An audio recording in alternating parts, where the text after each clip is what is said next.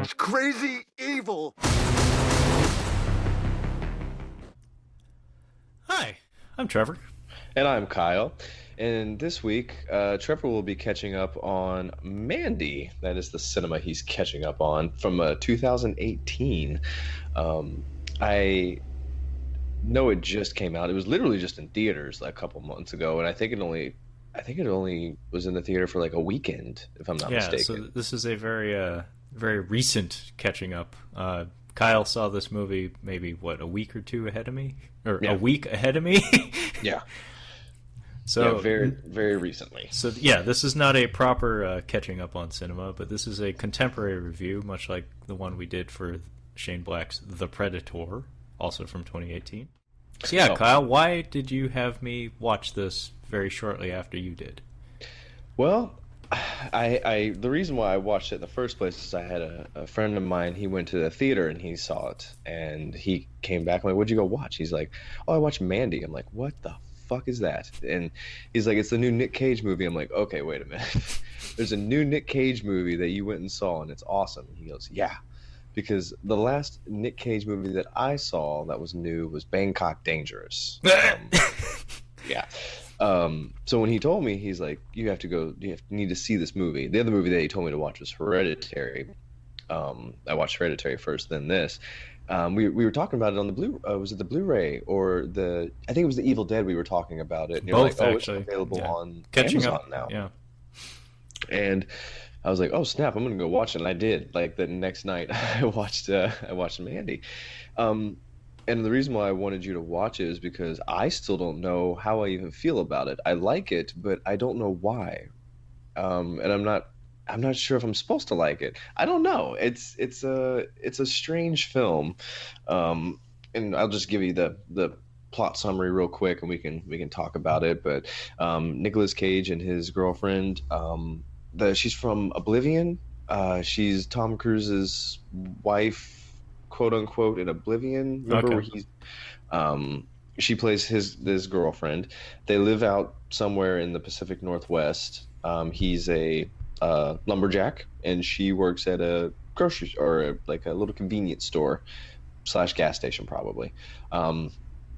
She kind of fills her time off by reading, and she might have a little bit of some mental issues, which is why they kind of like the seclusion. And Nick Cage kind of seems like we'll learn that he's kind of fighting addiction himself, and the seclusion is nice, and they end up getting how do you say they get the cult basically finds them, kills her, and then he seeks his revenge. Is the pretty much the plot of the movie. Yeah. That's the broad strokes of it, yeah. Broad stroke. Um, So I'm curious, what was your initial reaction watching this? I think I feel like my reaction was probably very similar to yours, because parts of it are kind of puzzling, because there's the imagery is so the visual dynamism going on. Like the visuals are very extreme in this and very loud, and the soundtrack is ever present and gives every scene, every shot in the movie this emotional weight to it, that there's almost like this oppressive atmosphere going on throughout a huge chunk of the movie, that even when you don't really know what's happening or why it's happening, everything feels heightened, everything feels very important. And I don't know what I'm meant to take away from that, but it's very engrossing because of it. It's very engaging. I'm glad that you brought that up. So a coworker of mine, she'd recently seen it. She says she's seen this 3 times now. Okay. Yeah. We were talking about it, and the word grindhouse came up, and we talked about this a little bit earlier. It's shot. The filter is very grainy for the most part, and I think there's a few filters and a lot of use of lighting in here, colored lighting. But one of the things we talked about is there's a very hallucinogenic way this is shot, and actually drugs play a very large part of this movie. Oh yeah. And we were talking about it, and I think that after we did The Dark Backward, I was starting to look at this movie through that lens of like, what am I seeing? And when we first are introduced to the cult, Mm-hmm. who the cult leader, do you know who the cult leader is? I wrote his name down because there was a fun little Easter egg when it came to the casting of him and the drug manufacturer. The actor's name is Linus Roach, and would you like me to get to the Easter egg right now? Go for it. So Linus Roach played Thomas Wayne in Batman Begins. So he is Bruce Wayne's father, and the man who manufactures the LSD that seems to be a huge, like the core of so many of the problems that happen in this movie, is a gentleman by the name of Richard Brake, who played Joe Chill in Batman Begins, who was the man who shot Thomas Wayne in Batman Begins. He's also in that movie 31, and he is also in The Counselor. Yes. So yeah, we have Batman's dad and the man who killed Batman's dad in the same movie, separate from each other, but in the same movie. So we'll kind of walk through the plot a little bit. I don't want to do a whole plot synopsis. I don't think it's necessary. I think you should watch this movie. But one of the things that we see is that this cult seems to be affiliated with some kind of supernatural biker gang, from what we can gather. And Tom Wayne, is Thomas Wayne? Is Sure. that? Yeah, Tom Wayne. The cult leader is basically, he passes Nicolas Cage's girlfriend or wife. He passes her and he's like obsessed with her. He's like, I have to have her. Basically, this dude has just like drugged these followers into believing him. He speaks very well. He sounds like he's really smart, but he's really just dosing these people with LSD or some kind of hallucinogenic drug, and he's got them in like a trance. And he tells the one guy, he's like, basically go call on this demonic biker gang. And the guy hands this dude a jar, and he just starts chugging it. And we're like, we have no idea what's happening in this movie so far. It's very weird. So what I figured out was what we're seeing from this cult's point of view is they're so fucked up on drugs that we're supposed to think that this is a demonic biker gang, when in actuality it's just a biker gang. And they're actually perceiving them as like kind of like Scarecrow. When Scarecrow hits you with his dust, like the mask starts shaking and bugs start crawling out. I think it's the same idea. I'm not sure how consistent it was, but I think that's definitely hard to ignore. Like that definitely felt like it was in play, like the perspective element when it came to the extremes of the visuals go to. Once I realized that it was it was LSD more or less, that's when those elements went away. And I think that's why, is because we figured out that it was LSD that was given to him. So them seeming demonic kind of vanishes, because we're like, oh, go ahead. I feel like maybe it's too early to get into this, but I noticed one thing with the title character, Mandy, Nick Cage's girlfriend. There are a couple of visual elements about her that really stood out to me, and I feel like there is more than likely some symbolism that goes hand in hand with it. One, she has a scar on her face. I didn't put much stock in that, but what I did notice was one of her eyes, the pupil and the iris were enlarged. Just one of her eyes, the one on the side of her face that wasn't scarred. And a lot of her scenes when she's by herself or with Nick Cage have like a blue lighting scheme to them. Like Kyle mentioned, the colors in this film are very extreme. I don't know how much of it is lighting and how much of it is color grading and color correction. I'm sure it's a combination of both, but the one thing that's really important about the look of this film is that the color palette is very extreme and very loud. Very few films are lit naturalistically. Very few scenes, rather.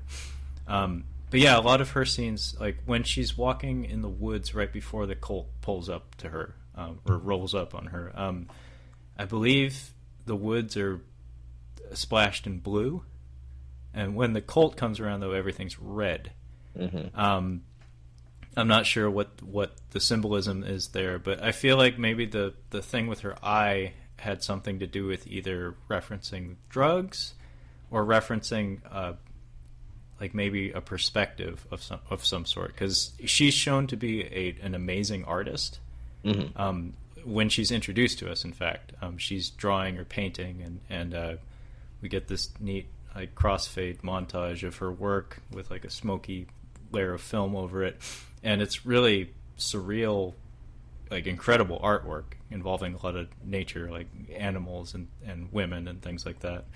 And I think that may be married with like the closing shots of the film where we get a flashback of Nick Cage. I'm assuming like meeting her for the first time.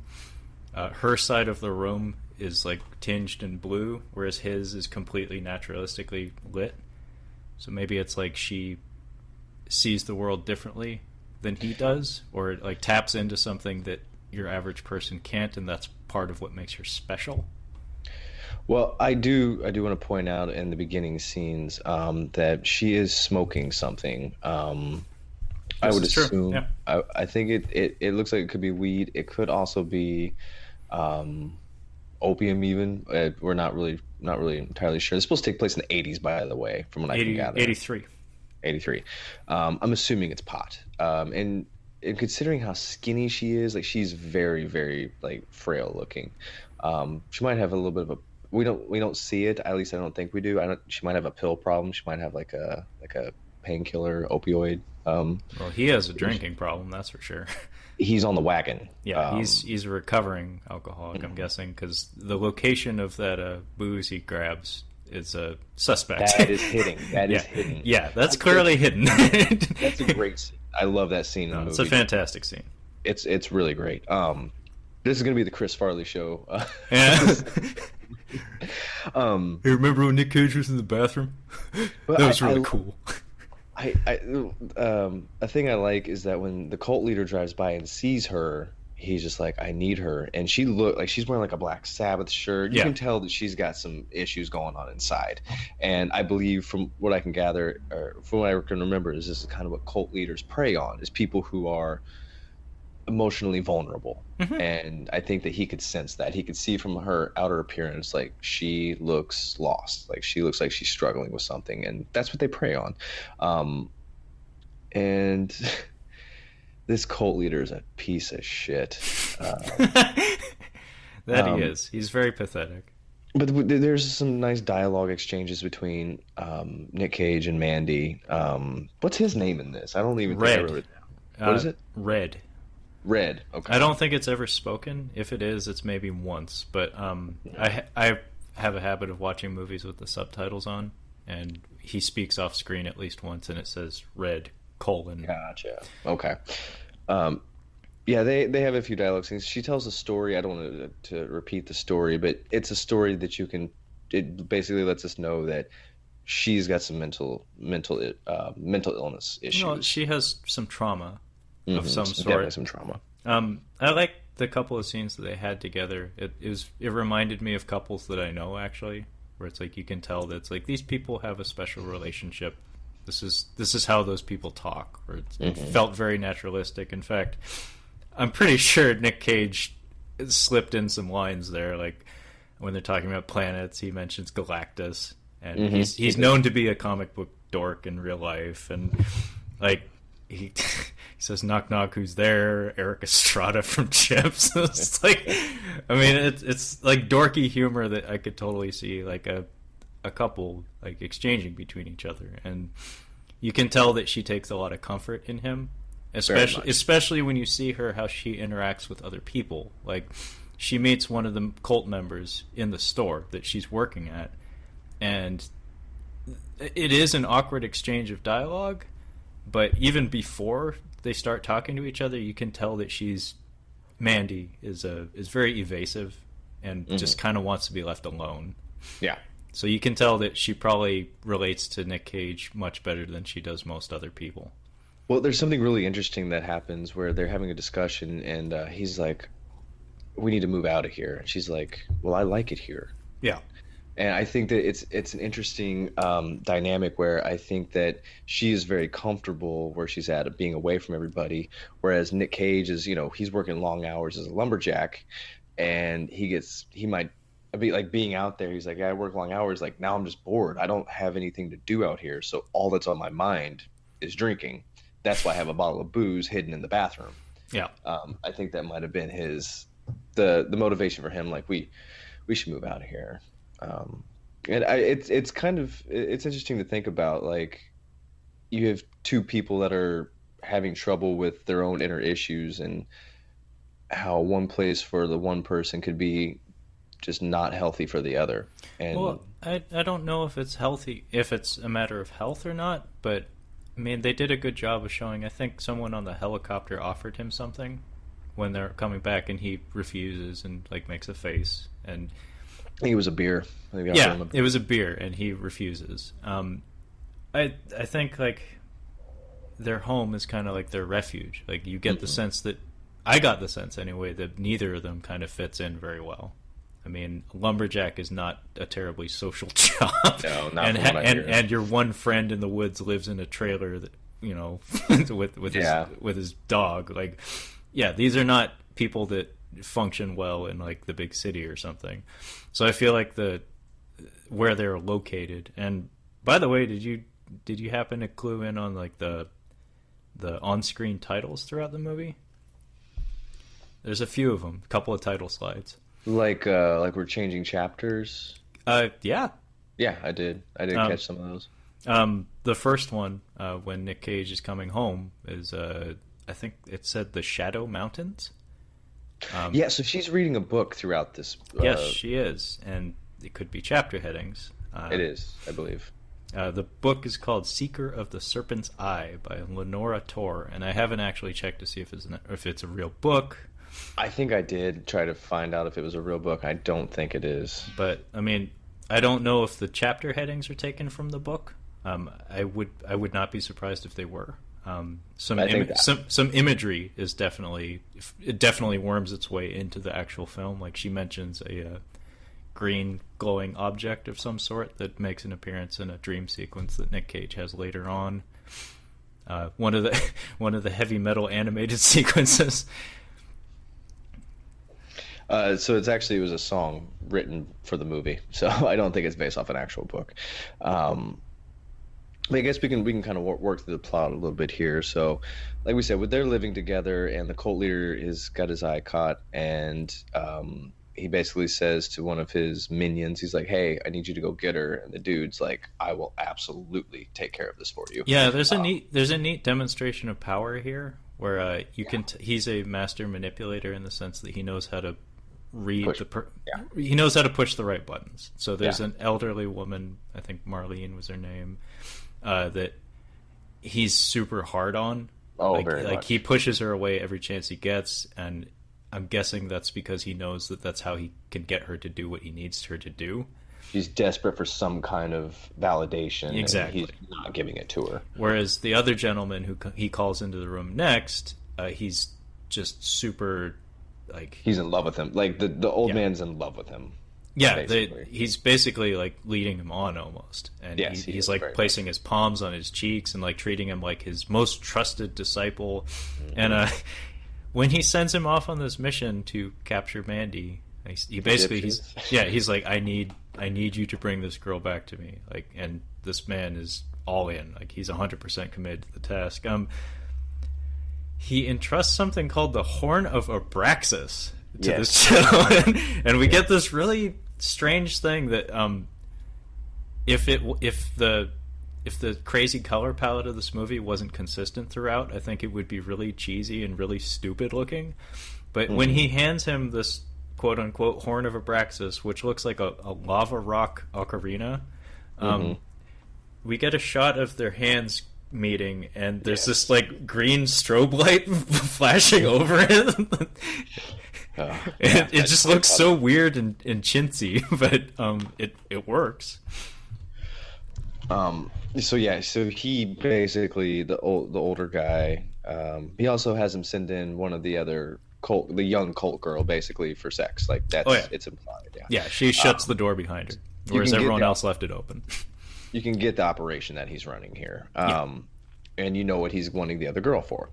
So they summon the biker gang, and they have a chemist, and he makes some kind of super powerful LSD. It's like whatever that stuff Walter White makes. Like, it's just super strong, and we're led to believe that this is a supernatural biker gang. They all are dressed in like gimp suits, and they have chains and spikes and all kinds of stuff on them, and they're pretty terrifying. Yeah, he summons them by blowing the horn a couple times, and then they just wait a couple minutes and they show up. Yeah, I think they were standing by, honestly. I mean, that would be my guess. There's a lot going on in this movie that it goes out of its way to try to explain every element with an explanation that's grounded in reality. Mm-hmm. But then some parts of it don't quite translate as well. Like, for instance, how did him blowing on a lava rock make these bikers appear? Honestly, like your brother said, like, this is a heightened, like, I think we're experiencing, not like from Judd Nelson's point of view in The Dark Backward. I think we're interpreting from scene to scene whoever's in that scene. In this particular case, this guy is blowing the horn, and then this demonic biker gang are coming up. In his mind, this is like supernatural, whereas the cult leader could have easily just had these guys chilling out down the road. They know the score. He just has to keep them happy with LSD because they're fucking just degenerates. We'll get to that. That's a scene that also doesn't make a lot of sense.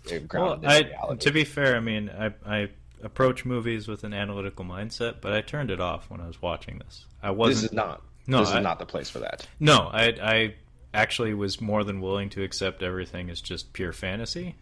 This is how I try to watch movies, is like, you start watching this and you kind of just have to accept what's happening. Let's just watch the movie. This is one of those movies, like, just watch it. Don't. No, I wasn't trying to bring logic into things, but for once the movie was kind of doing it for me, and it was kind of irritating because I was like, whoa. I was perfectly willing to accept demon bikers, but now you're telling me they're not demons? What the fuck? So they go into, this is a really creepy scene, and I'm pretty sure it's from the trailer. You can see it in the trailer. They invade their house, and yeah, the Cenobite bikers and the cult invade Mandy and Red's. Man, they have a gorgeous house, by the way. Yeah, I do really, really like that. That's house. A gorgeous house. The glass paneling everywhere it's beautiful. That's what you do. You go way up north and you get your own little piece of land, get you out in the woods, and you can spend money, get you a nice piece of property, and spend money on your dream house. Yeah, this whole scene is like strobe lit, so you get you get some flashes of images. Most of it is difficult to make out, but you get the most important parts. Yeah, you get a pretty good sense of what's happening. This is also when they sacrifice the fat man. Yes, they do. They sacrifice the fat guy. He's dead weight. I get it. But they're like a sacrifice or something like that, and I think they just wanted to kill somebody. If you're going to try to ground this in reality, I'll try to do that along the way. Since you turned off your analytical mind, I'm just saying that these biker dudes are psychopaths. These are just a group of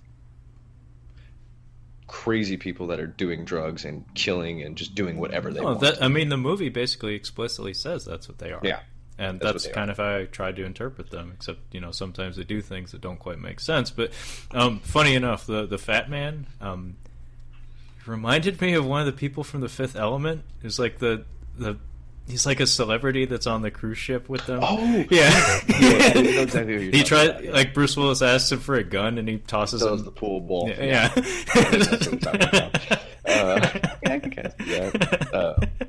So yeah, they don't stab him at this point. What do they do to Nick Cage at this point? So they restrain both Mandy and Nick Cage. Kind of creepy. They're both like laying on the ground, like with their cheeks pressed to the floor, and they're staring at each other, and they knock Cage out, and then they take her away.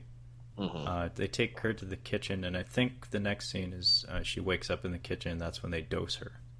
Yes, because they've taken over that house. I thought they took her to another location. Yeah, no, they're it is. they're still in It the isn't. house. It isn't clear until a little later that they just stuck around. Like, So, yeah, but they turned everybody- on all the lights, and it looks way everybody- different. Yeah, everybody's eyes are the size of like the 8 ball. Just like their eyes are fully black. You can tell that they're all on this drug. Oh yeah. And they're the older lady's explaining to her like, listen, you just got to be good. She hates her. Like she does not like her at all. And you can see the poor young girl is just like she's trapped. Like there's nothing she can do to get out of there. She says something to her. I can't remember, but She says something about like everything's a beautiful dream. You can tell she's just cracked out. yeah, Like she's not all there. Lost it. And here we enter one of the most interesting scenes in the movie. The scene where they have her tied up in the living room, and the cult are all just kind of splayed out in the living room on couches and chairs. And this is where Thomas Wayne is basically telling her, like, he's trying to convince her of his awesomeness as a cult leader, and he's moving very seductively. He puts He's on wearing- his own music, by the way. Oh, he does. Kind of, I guess you could say, kind of Manson-ish. Well, he says he prefaces things by asking, "Do you like the Carpenters?" Yeah, And then he puts on his own record. It has him on the cover and everything. It's a song written by him about himself, so clearly he's, maybe a little narcissistic. And yeah, he He whips We it get- out. Oh yeah, but before that, this is where we get the really neat scene of him, like we're a close up of his face, and as he's talking to her, her face is kind of fading into his and fading out, and it's really neat. If you've ever smoked pot or taken mushrooms, this would be a good time to do that because it would be a very strange thing. Actually, my buddy, I asked him, like, did you smoke any pot? He's like, I ate an edible before I watched it. And I'm like, how was that scene? He's like, it was crazy. Like it was a really neat visual, going back and forth. And yeah, he's naked, and she, amused by this or just completely just whacked out, just starts laughing at him. Yeah. This is what I've heard you're supposed to do when people expose themselves, actually, is you're supposed to point and laugh because they're wanting to shock you or entice you. And if you point and laugh at them, it's actually like the opposite of what they want to achieve. And that's exactly what happens here. So now this is where the movie took a turn into a completely different movie. Like, this is not what I was expecting. Up until this point, it's just kind of trippy. We don't really know what the movie's going to do yet. And it's only about 25 minutes in, I'd say. This is a fairly short movie, if I'm not mistaken. No, it's 2 hours. 2 hours? It's It didn't 2 feel hours. like it for me. No, it's a 2-hour movie. What? Yeah, you're right. 2 hours and 1 minute. So yeah, now they have Nick Cage tied up outside, and now the cult leader is basically just verbally abusing him, telling him he's a piece of shit. Yeah, You we guys get the first of many Jesus images here. And they pull Mandy out of the house in a sleeping bag, and while Nick Cage is tied up with barbed wire, also another. Barbed wire, they stab him underneath the rib. Later, he gets a nail through the hand. I wonder if this is allegory. Like, maybe we're missing something here. I don't know. It's too many layers, man. Yeah, they string her up and they burn her alive right in front of him, and there's literally nothing he can do. This is probably one of the most terrifying things you could think of for somebody, like for a significant other, somebody you care about, or just another human being in general. Hearing somebody burn alive is, I'm sure, horrific. Like, it's one of the last things you'd ever want to hear, and he's watching it happen right in front of him. Yeah. The thing that I thought was really interesting about that is what you said, hearing somebody you love being burned alive. They do not do that It's You're absolutely right. It's presented fairly tastefully, where we get a lot of really intimate close-ups of Nick Cage putting in a fucking performance, like Very showing much. just pure anguish. I'm glad you brought this up. And then the score in this movie to me is almost a character unto itself, maybe even the most effective character in the whole movie. Score was done by a gentleman by the name of Johan Johansson. He is dead. He died in February of this year. I remember because I was watching the Academy Awards, and he was one of the in remembrance people. Oh, I did not And know that. I remember actually sitting forward in my seat, and my parents were like, "Who the fuck is that?" And he composed Denis Villeneuve, Prisoners, Arrival, Sicario. He did all of those movies. You're absolutely right, because I remember I looked him up too, because I knew that was something you were going to ask about, He is, or you were going to bring up. I was really up on him, and to learn that he's gone really sucked to me, because he put in some great work over the past few years, over just the past few years, man. He did some great scores, and this one is one of his last. All those movies are really good that you mentioned too. Like, they're all not just really good movies, but musically very, very strong. And the score for this is like the score for Sicario, put through a John Carpenter filter. It has that thrumming, vicious feel to it that Sicario had. Like I said, the best description I've heard of the score for Sicario is it's oppressive. It sounds like a monster snarling at you at times. It's great stuff. And the score in Mandy is very similar. And the whole scene when Mandy's being burned is largely just music, and then close-ups of everyone participating in the burning, their facial expressions and how they're reacting to it. So yeah, now we have our motivation for Red at this point. He's very upset, but I'm glad you brought up that we don't hear screaming, and this is something that I brought up to somebody else, which is what my big concern with this movie. I'm like, it's a Nick Cage movie. I'm like, I hope he's not caging out. We all know what caging out is. He screams and it's really funny, or he overacts and he's trying to give a legit performance. This was a good way, because he doesn't have a good scream. You can watch any of his movies, he can't yell. It's just not good. And it was so good because you can't hear him, but you can see it. Yeah. And I'm glad you brought that up. You don't hear it, and it's a good thing we don't, because I think it would be humorous if you were able to hear him scream. Probably. But he does cage out in this movie, but it's very good. He cages out a couple of times in this movie, and it's used well. It is used very well. Just one little side note: when they stab Cage while he's tied up right before the burning, the instrument that they used to stab him, I wrote it down. The name is called the Tainted Blade from the Pale Knight. And this guy's a douchebag. just like the horn of Abraxas, when it is handed off to the gentleman who used it, the elderly guy, it's also got that green strobe light on it. That's I don't know what significance that's supposed to have, but to me it was very cheesy, but in an amusing way, and consistent with the imagery in the rest of the movie. It just stood out to me because it only happens twice. And both times it's with these supposedly sacred artifacts, but like you said, maybe from the perspective of the people handling these things. I mean, the Horn of Abraxas could have been a CB radio for all we know. Yeah. The Tainted Blade from the Pale Knight could have just been a Bowie knife or something. Yeah. It could have just been a Bowie so knife. from the perspective of the drug-addled guy handling the knife, maybe he sees it with that spectral lighting on it, oh my god, it's this amazing artifact. It's no, it's a fucking kitchen knife. Back to, I don't know if I mentioned it yet, but I talked to somebody about this, and my coworker, she said that it has a grindhouse feel, kind of from the lenses, but also from the story. If you think about it, this is from the 80s. The satanic cults were kind of popping up, I think, around, I'm not sure what part of the 80s. 70s especially, actually. That was really big. Really big. So this kind of has a grindhouse feel, where we're just kind of going with cliched evil, whereas evil cult comes in, kills the wife, and now the guy has to take vengeance.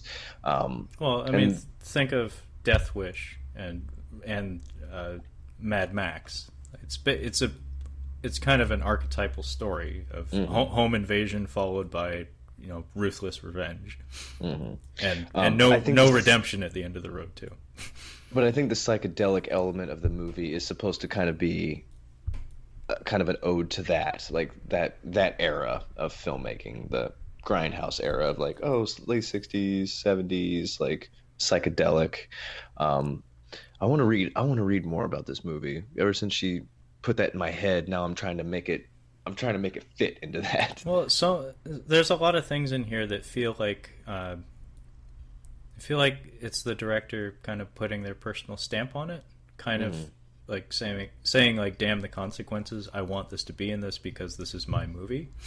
Like the color palette, it's like, it's very extreme. It's very audacious, actually. Like, I don't know many movies that would go to the lengths that this one did to kind of burn your eyeballs. And then there's a lot of like weird little references here and there. Like I mentioned Galactus and Eric Estrada from Chips, and then she has a Motley Crue and a Black Sabbath t-shirt. We have a couple of animated sequences that didn't really need to be animated. The only consistency between them is that every time it's Nick Cage dreaming. So maybe he dreams in heavy metal. Actually, I think Nick Cage, I know that there's a video of Nick Cage breaking up a fight between Vince Neil and some dude. Vince Neil was drunk as shit. I think maybe Nick Cage is even a Motley Crue fan, but I wouldn't doubt it. But even the location, when Mandy is working, Marlene at when she's talking to Marlene at the store, she names the location as Crystal Lake, as in Friday the 13th. Yeah. And when Mandy and Nick Cage are watching TV, I recognize the fucking movie. It's Night Beast. It's a B horror movie from like the 80s. It's just a trashy sci-fi horror movie. So I feel like the director is, I mean, he's vastly more talented than a B movie director for sure, but I feel like maybe his comfort zone is in those trashy movies, but he's just too talented to stoop to that level, I guess. Well, he also has... He probably has a great appreciation for those films. I mentioned it before. I don't know if we were recording when I mentioned it, but the director is... how do you say it? Panos Cosmatos. Yes, and I believe he worked on Tombstone as part of the camera crew, but I think, he's the son of George Cosmatos. Yeah. Director of Cobra and Tombstone. Yes. So I think that while he may like those movies and he's better than that, but also I think he's kind of got a leg up in that he's going to have a lot more tools at his disposal than those directors from that period. Yeah, but I mean, let's not mince words here. Cobra is not a work of art. nor is Tombstone in the traditional sense. So I do not like Tombstone. I might be the only one. I love it, but mostly for ironic reasons. It's just it's enjoyable, but it's not a quality film. But I think it's enjoyable. A little too long, but it's a bit long. But yeah, so after the burning, we get a scene of the cult just pulling away very casually. They just leave. Nick Cage very casually. Nick Cage powers his way out of the barbed wire. He's basically chained to a post. He just kind of muscles his way out of it after a while. And then he goes in the house, and there's a TV commercial on for something called Cheddar Goblin. Mm-hmm. So it's an advertisement that they show at length, by the way. Yeah. Of a goblin mascot that barfs macaroni and cheese on little kids. It's some product that in the Mandy universe is apparently something you can buy at the store. And then following the commercial, we get the the national security test screen where it's just the white noise sound. But I thought it was so funny. It wasn't meant to be, but it was really funny. So Nick Cage is in absolute anguish. He's grieving. Like he's in emotional shock right now. Yeah, he's in emotional shock. He's bleeding heavily. Yeah, and probably a little concussed as well. Yeah, he got pretty roughed up. And so he's just coming into the house. His wife/girlfriend or whatever, she's gone. She's dead. He got to see her ashes blow away in the wind, by the way. That was such a heavy... That was a rough scene. Yeah, so he's devastated. And the first thing he comes across is Cheddar Goblin. And then before he like passes out on the floor, he just mutters to himself, Cheddar Goblin. Like, he actually says Cheddar Goblin. And he just passes out. I was like, goes right out. I was like, that's perfect. I mean, I don't know if any other actor could have done that. No. Trevor Goblin. But then we get the bathroom scene that you probably have a lot to say about. Yeah, I think it's. I was expecting at some point, like, he's going to survive. He's going to take revenge. He's going to cage out, which means he's going to scream. He's going to do. Like, he's just going to. I guess overact would be the way to put it. And he, after his long nap, like, he was just exhausted. Before he tries to patch himself up, he grabs a bottle of vodka or some kind of bottle of liquor, and this was an interesting scene because we know that he's on the wagon and he's hidden booze in his bathroom. So I think he pours a little bit. He takes a big glug and then he pours it on the wound a little bit, and he starts kind of yelling, and then he's chugging the alcohol, and he's like holding his throat. And somebody asked me, like, why is he holding his throat? I'm like, liquor burns your throat. Yeah, and I know that. He's taking gargantuan chugs, like pulls off of this bottle. He's putting it down. Like, I think he put down half of it, over half of it in this scene. And while he's doing it, he's just like, he's coming to, basically. Like, he's getting out of shock, and he's realized what's happened, and he's just fucking angry. And he's in his underwear, which makes it kind of funny at the same. That should tell you something. Like, he was in his underwear, and he still made this a good scene, screaming like that. Yeah, I really liked it. I thought it was a good way for him to use that high energy that he brings to performances sometimes. Yeah, it's kind of an interesting scene because he takes us through multiple layers of the emotional spectrum inside of a couple of minutes. So he storms into the bathroom, and this is all shot in like one take from one angle. Yeah.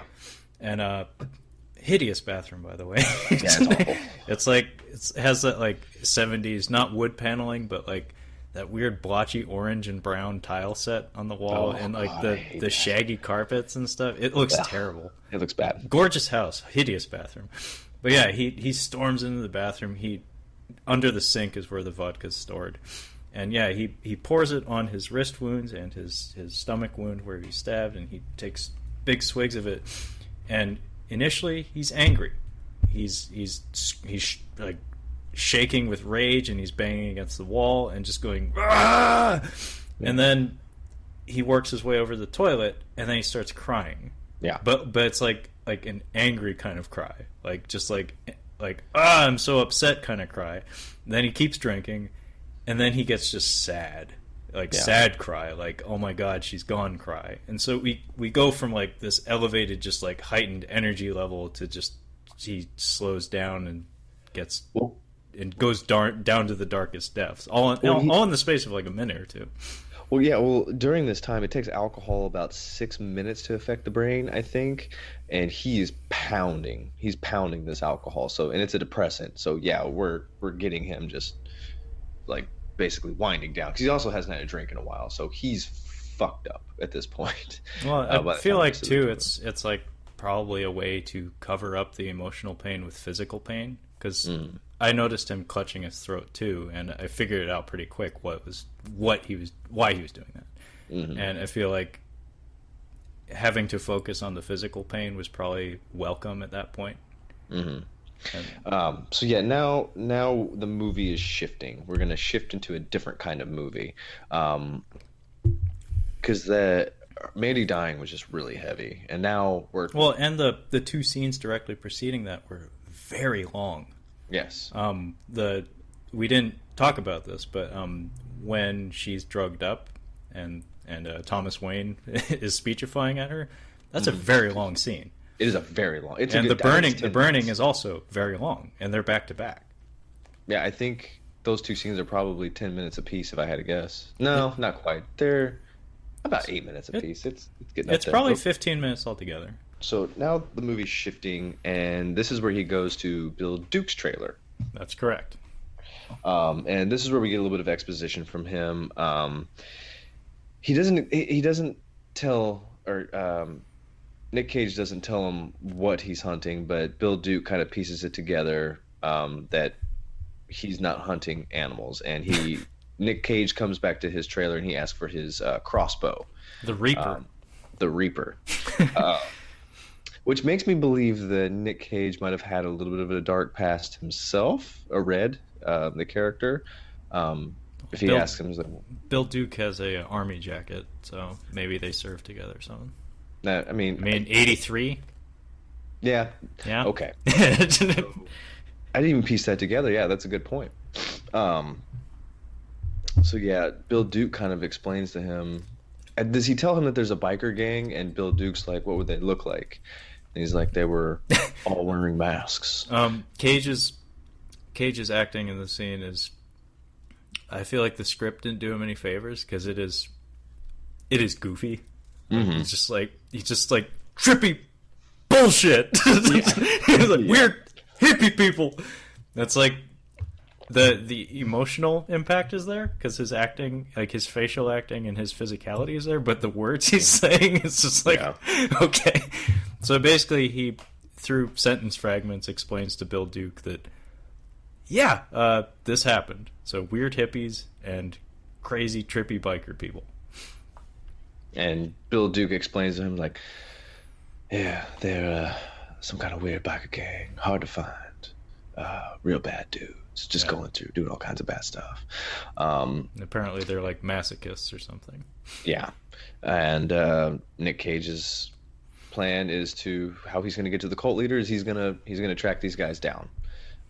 We get a scene where he's perched up on a hill.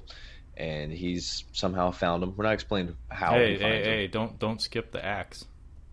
What axe? Oh my God! How dare you skip the axe? I'm so sorry. Please take it away. I apologize. Now, see, this is where things like the perspective start to enter into the picture, where it's like, is this axe really what we see, or is this just a weapon of some sort that he made? Because the axe that he has that we see in the film is. It's beyond an axe. It is like one piece of metal with an additional grip at the axe head. It's got a spike in the hilt. It is a death machine. Oh, it is metal as hell. Yeah, like, it is metal as fuck. Yeah, it is super. And we watch him build it from scratch. So I'm curious, like, is this just like his revenge and booze tainted mind? Like transposing this super metal axe onto what's probably just a normal axe, or I don't know. See, this is where I stop trying to make sense of things. That's what I'm saying. At this point, we're just going along for the ride. So yeah, he saddles up and he tracks down this biker gang, and I'm guessing he knows that if you pick off the person in the very back, the people in the front are going to realize it for a while. Which he does. He hits the guy with the crossbow, but he doesn't kill him. Yeah. And he ends up going up to him. He tries to run him over. He tries to run him over. It doesn't. And then what the fuck happened? His truck flipped. I think he might have shot his tire or something. I don't know. Something happens, but basically, Cage going to get this guy does not go well, and he gets captured by the biker again. He gets captured within 10 minutes of having been captured previously. It's really a bummer when you see, you're like, fuck, he just you're ready for him to rampage, and he gets captured. So now we get to probably one of the weirdest scenes of the movie, I think. Actually, this is where the movie shifts back to like, okay, a new movie starting. Like, wait. There's still that other movie that you were watching, the trippy one. So he's in he comes to, and he's chained to like some kind of pipe, or he's handcuffed to some kind of pipe or whatever. And there's a gimp. And what is the gimp doing to him? So Nick Cage's other hand is nailed to the floor. Again, more Jesus imagery. The gimp is just like fiddling around at a tool, like at a table, and then he notices that Cage is awake, and he cuts him with a knife on the chest, and Nick Cage retorts with like, "That was my favorite shirt." And then Cage discovers that the pipe is a little loose, so he's rotating it to try to get it free, and he kind of like convinces the gimp guy to keep roughing him up. So he's just like punch him in the face. He's not really doing anything creative. He's just punching him. He calls him. I had to write down the quote when I was watching it. He says, "You're a vicious snowflake." Yeah, It's so weird. Yeah, that's what he says right before he takes him out. Yeah, he's such a funny line. He gets the pipe loose from the wall. He smacks the gimp with it a couple times, and they fall through a pit to nowhere. A pit of death. Like they are they like perched up on an abandoned dam or something? No, they're in a house. I know. In the basement of a house. They built a house on a hole. to hell. It doesn't make sense. I don't care. It doesn't make sense, but whatever. Yeah. So yeah, this gimp just falls down this hole into the abyss. And then Cage, before leaving the room, grabs a vest from one of the bikers left it. Looks like a tactical vest, but like charred. And and then he grabs a box opener. Like a hobby knife, basically. Mm-hmm. And heads upstairs. And then we get into the house that these dirtbags are staying in. He passes a bedroom which has. I'm guessing they don't live in this. I see. That's what I think. I don't think they live in this house. No, I think they just like came in and invaded it, and they're just staying there. So there's it looks like an older husband and wife, and the husband is dead. They're clearly both dead, and the husband is kind of bent over the bed, and there's blood on him, and vaguely, and it's just kind of a weird shot. And then he turns around to the living room, and I think the guy is just listening to static on the TV. What's on the TV? Porn. Hardcore porno. Yeah, you're absolutely right. He goes in the room, and it basically looks like one of the guys from Slipknot. Actually, I wrote. What number is it? Horn of Abraxas, lava rock that's lit with green strobes, ocarina, summons quad, and biker Slipknot / Guar demons, apparently. Excuse me. I think I'm getting sick.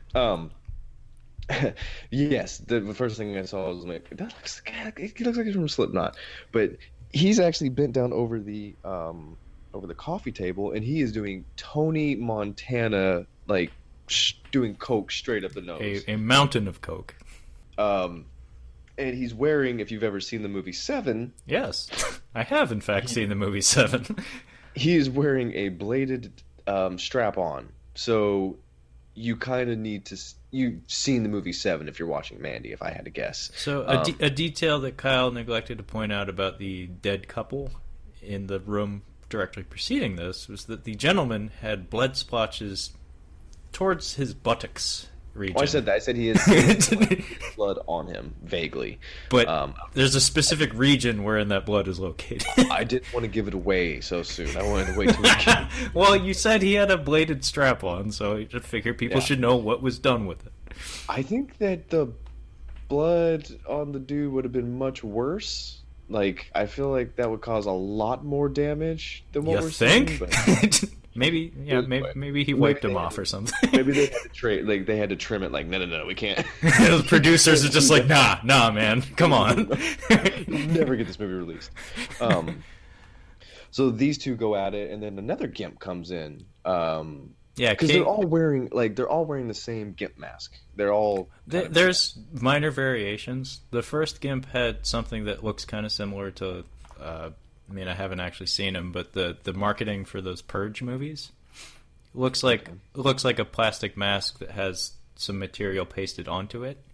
So the source material is clear, but it has like stuff put on it.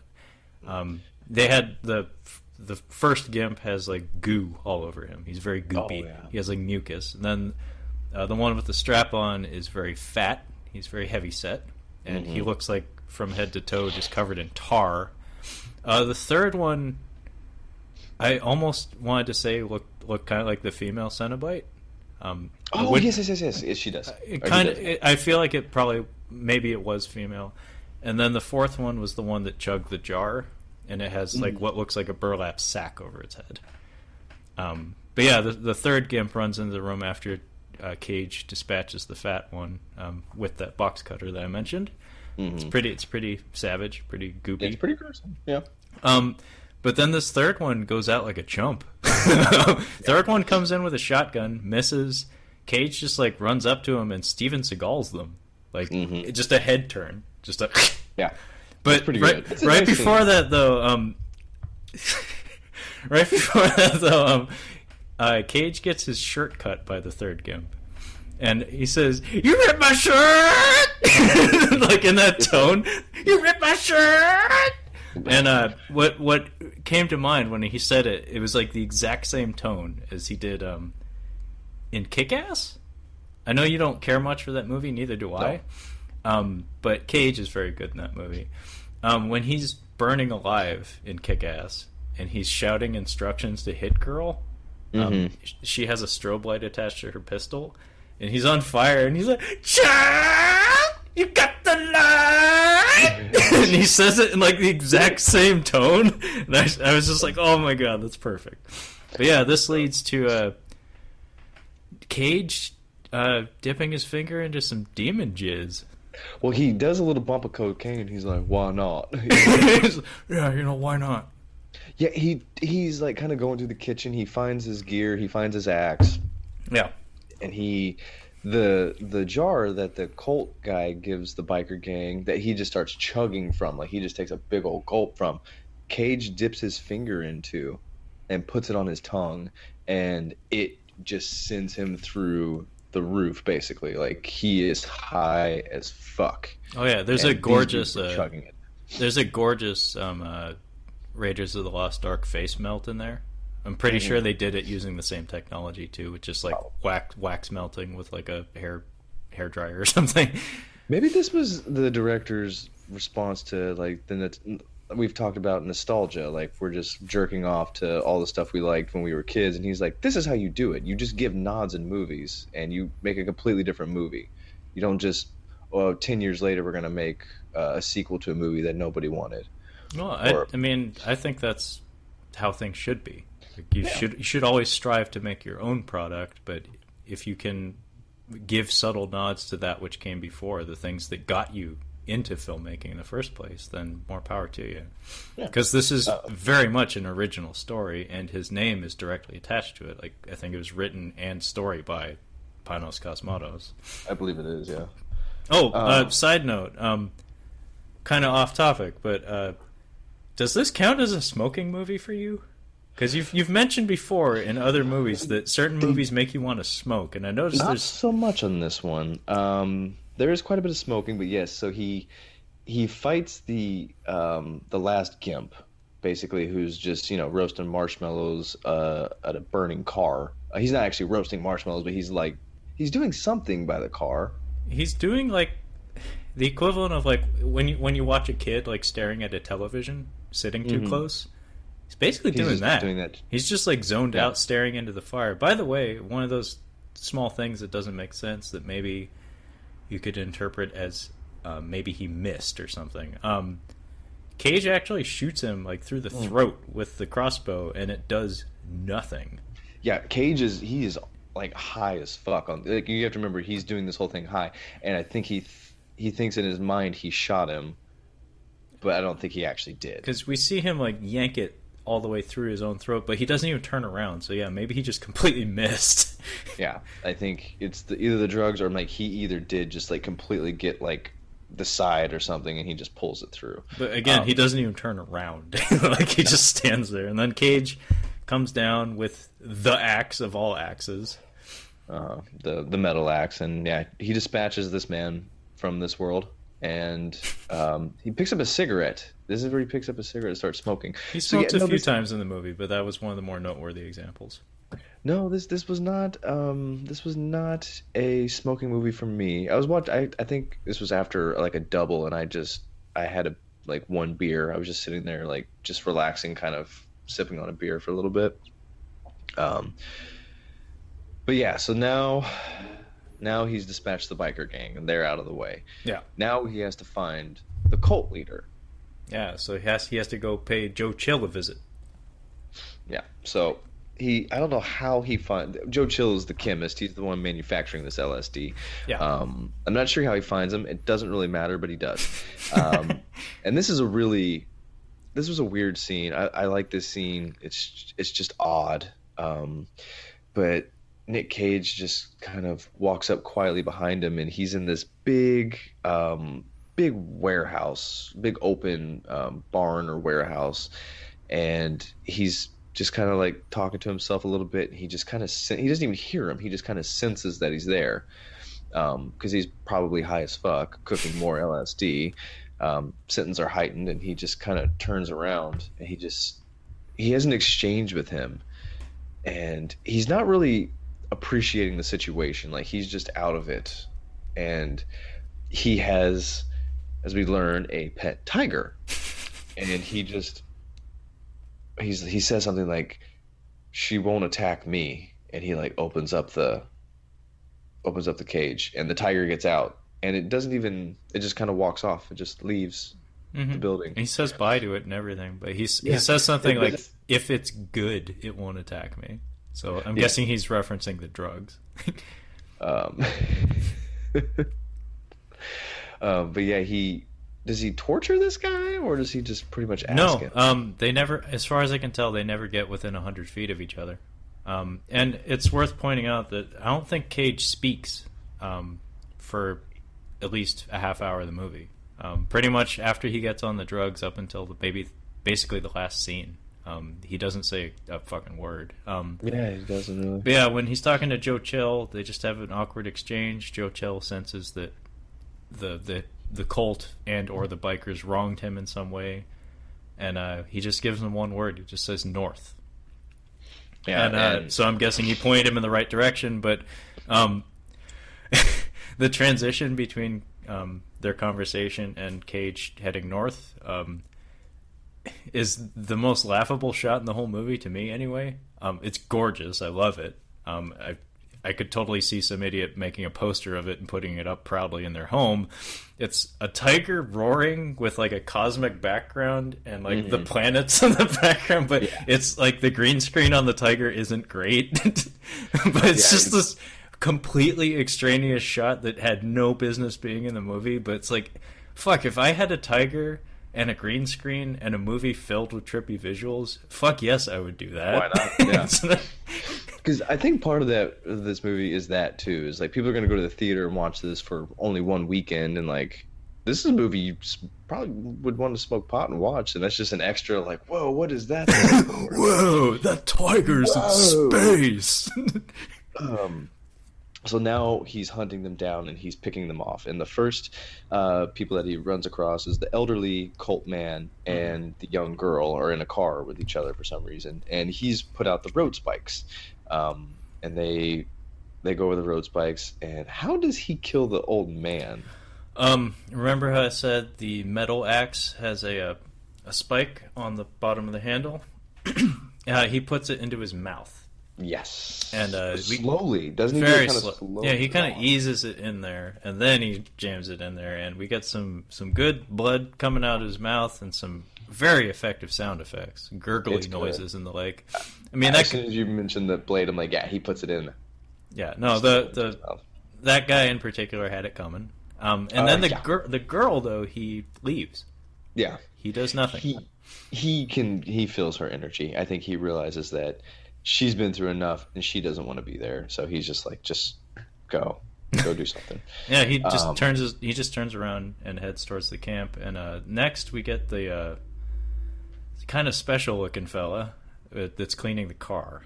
Yeah, it doesn't take much to get this guy. The only reason he was notable is that the actor they chose has an interesting facial structure. Like, his bone structure is kind of odd. And then there's a funny comedic bit when they're summoning the bikers for the first time, that they have to wait for the bikers to show up, and he's doing the window up and down, and you can just see it on the older cult member's face, just like, oh my god, this fuck stick. Yeah. He doesn't say anything, but his face communicates more. But so this guy's cleaning his car, and he gets the metal axe to the forehead, thrown by the way, and then we get the chainsaw fight. Yeah, and it's so funny. We were talking about it in the Evil Dead episode. We talked about chainsaw fights, and then you mentioned Mandy was on Prime, or it was available for renting. Yeah. We didn't even know that there was a chainsaw fight in Mandy. Oh. Do you want to talk about the chainsaw fight? So yeah, there's a cult member that he's very muscular. Yeah, Not a very handsome fella, but he's a big guy. Yeah. So he was the one who was holding Mandy on the rope. So they had her Yeah. hanging, suspended by a rope when she was in the sleeping bag, and he was the one holding the rope. And when we have all those close-ups of the cult members' faces, there's a variety of reactions that they all have. The old guy seems satisfied. The special-looking guy is like doing finger guns and is having a grand old time. The old lady she's damn happy to see the lady that was basically taking her place make her exit. The younger woman, she seems kind of aloof. Yeah. Thomas Wayne is mixed emotionally. Like, you can tell he's not terribly happy to see Mandy go. But then this guy who's holding the rope, he's got like his tongue pressed against his front teeth, and he's enjoying it more than anybody should. So Cage drops his axe and just finds a chainsaw on the ground, and just because, just for shits and giggles, just starts yanking on the chainsaw. And this muscular gentleman sees him coming, because Cage hasn't even gotten the chainsaw going yet. No, but he he's hasn't still got it walking going. towards him. It's like, that weapon ain't ready to go just yet, but okay. And again, I don't know if it's intentionally humorous or not, but the big guy ducks behind a pile of logs and brings up the longest chainsaw I've ever seen. I think it was supposed to be humorous because I chuckled a little bit and like, nice, yeah, he's got the super long chainsaw. Yeah, it's like a 4-foot long chainsaw as opposed to Nick Cage's normal chainsaw. And yeah, they have a chainsaw fight. And it's one of the better ones committed to film. I mean, I'm sure you can count on one hand the number of chainsaw fights there have been. I only know 3. Motel Hell, and Texas Chainsaw Massacre 2.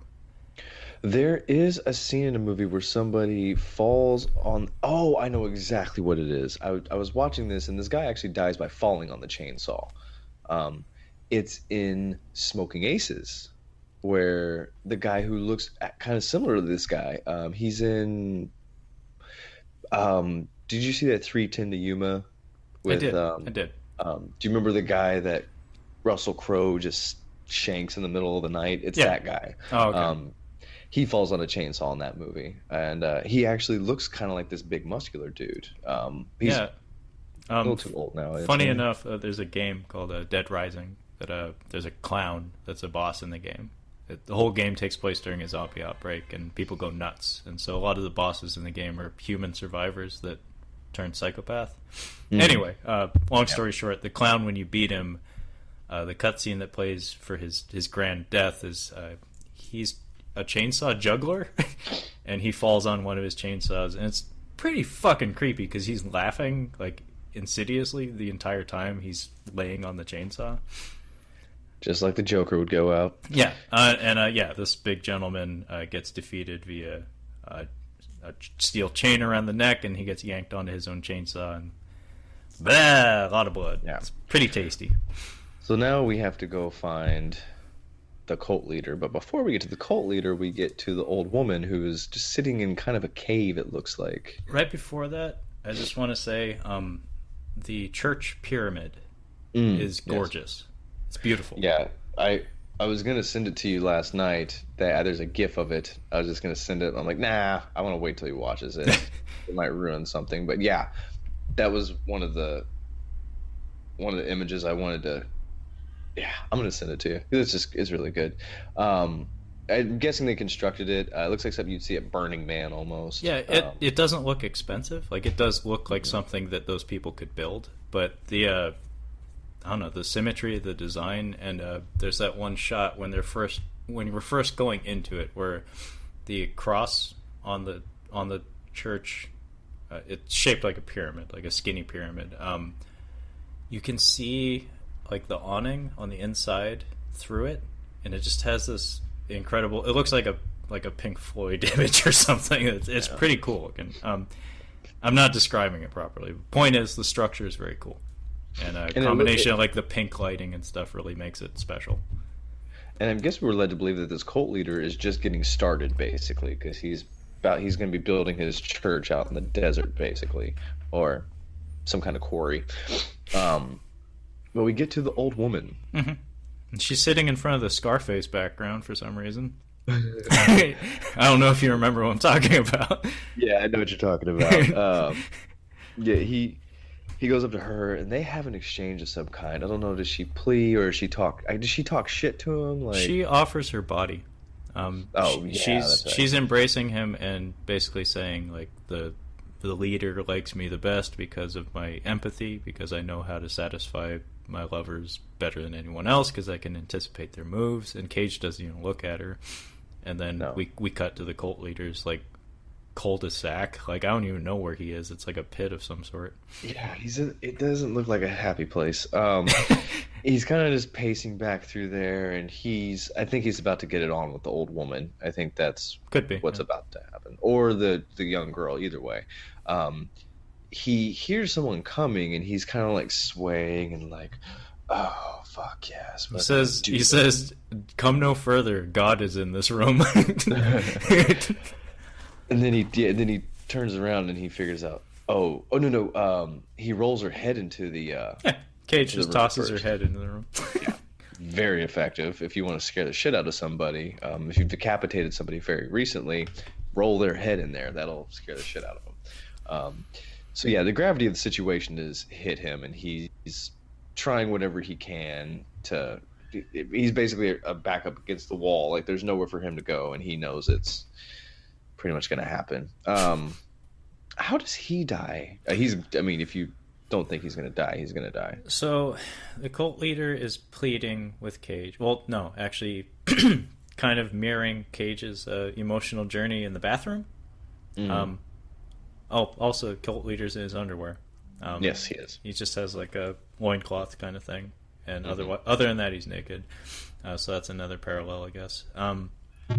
So the cult leader starts off by like insulting Cage. Like saying, "You're beneath me, I am a god, you're nothing." And then Cage steps forward and grabs him by the temples and gets him onto his knees, and the guy starts pleading. And pleading turns to offering to suck his dick. Yeah. Yes. And then following that, offering to blow him turns to, again, "You're nothing. There's nothing to be gained from this. I am a god. You're just a man." And then Cage says, "I'm your god now." And Friday the 13th Part 3's him. If you've ever seen, I don't think you have, but there's a Friday the 13th Part 3 was a 3D film. Is that the first one that actually has the mask? Yes. Okay, then yes, I have seen that one. Okay, so that movie was in 3D. And there's a death where a gentleman gets squeezed by the temples, and his eyeball pops out and flies into the camera. That's basically what happens to the cult leader. Yes, there's a similar death in Game of Thrones, and it's heavy. It's a very heavy death in that series. But yes, the cult leader has been dispatched, and Cage sets fire to the place. Yeah, and we get a really good shot here. I sent it to you. It's on your phone. Him leaving the church or whatever he was going to build there, and this is where Cage is probably euphoric. Like, Red's character is just euphoric, but he's still like on coke, LSD. He's probably still a little drunk from the other night. He's lost a lot of blood. He's angry. He's sad. He's got a lot going on in his head right now, and he's got his car back. That was the other thing, is that when the cult initially left his house, they stole his car, and he's got his car back. And he's driving, and Mandy shows up. And I think this is something from the trailer as well. And he's kind of smiling. She's smiling back at him. And that's kind of the end of the movie. Yeah, again, when she's in the car, she has a blue light on her. She has a blue aura. And then that's when we get the flashback that I mentioned, where it's like them in some sort of public venue, what looks like a bar, and all of her shots. So they're not in the frame together, but all of her shots have a blue lighting to them, and his shots show people in the background like smoking and drinking, and I think he's smoking. But his shot is naturalistically lit. Yeah, there's a lot of symbolism there that I wasn't able to interpret. In particular, the dream sequences he had. He has at least three. Yeah, and all of them are 2D animated, done in the style of the movie Heavy Metal, and they feature a woman that I presume is supposed to be Mandy. And there's that image of there's like a fallen beast, and she pulls a green crystal of some sort out of its torso. That I remember one of the passages she read from that book actually said that. And then another, like the first one he has is her like turning around and melting. There's one where she's like laying in the water naked and her eyes open. They're red. I don't know what any of that means, but they all play during scenes where he's unconscious. So they're all dreams of his.